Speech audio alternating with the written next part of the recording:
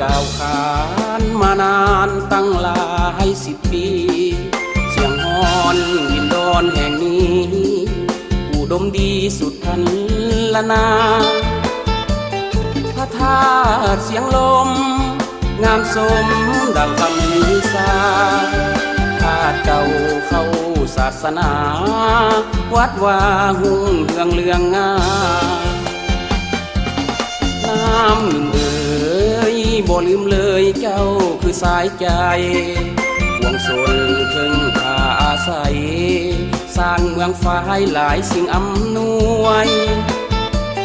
ทิวทัศน์งามตามัดสานาล่องลอย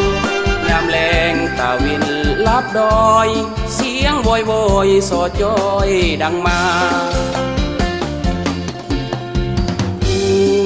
สูงส่งฟดโค้งแวดวงตัวเมืองสามเศร้าจอมพลลีเลืองรักษาเมืองไว้อยู่สุขี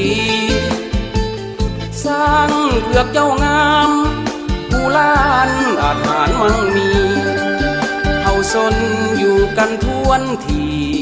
ดินแดนนี้เมืองมนเสียงซองามเหลือเกิ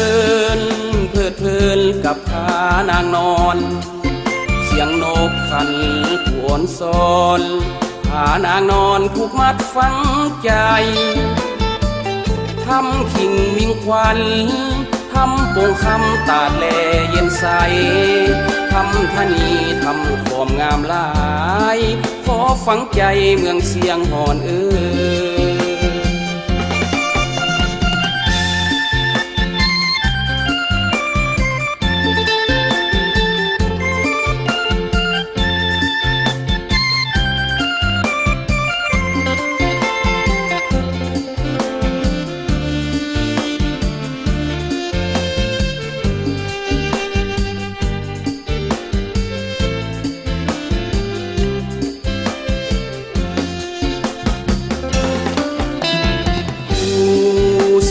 ส่ง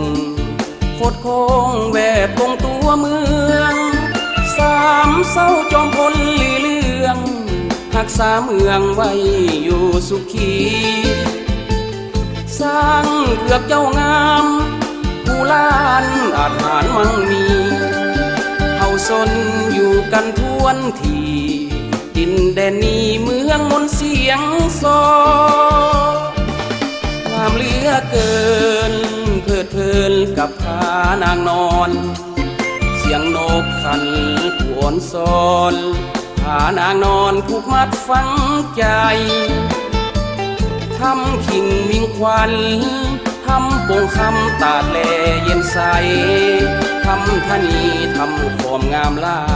ยขอฝังใจเมืองเสียงหอน